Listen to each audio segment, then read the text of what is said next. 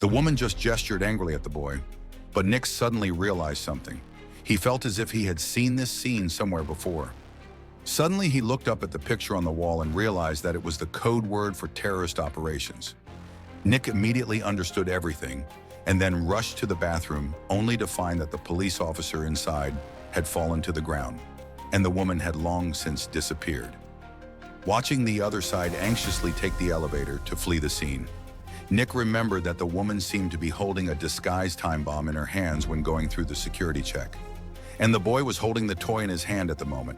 When the woman at the other end was ready to press the detonator switch, Nick came to the boy in time at the critical moment and then took the toy over and broke the overhead glass without saying a word.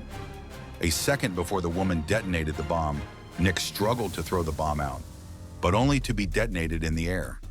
Fortunately, two people did not matter, and the other end of the woman is in a hurry to flee the scene. All this is a plot planned by two people. A few days ago, Nick just picked up his son home from school, only to have an accident in the next second. Nick wanted to come forward to protect his son, but accidentally was knocked down by a speeding car. So he woke up again to find his family has died. That Nick felt very desperate. In order to investigate the truth behind the incident, Nick followed the police to the police station. He repeatedly observed the original incident through monitoring and successfully found the face of the terrorist in the picture. He hopes the police can get justice for himself. But a few days later, Nick received a disappointing news. Since the other side is the leader of the rebels, and the only reason for planning this operation is to defend the territory. For the sake of friendship between the two countries, they can't just help Nick revenge and affect the relationship between the two sides. After listening to Nick angrily hang up the phone, realize that the police cannot help themselves, then his mind has a bold idea. That is to use their own means to revenge.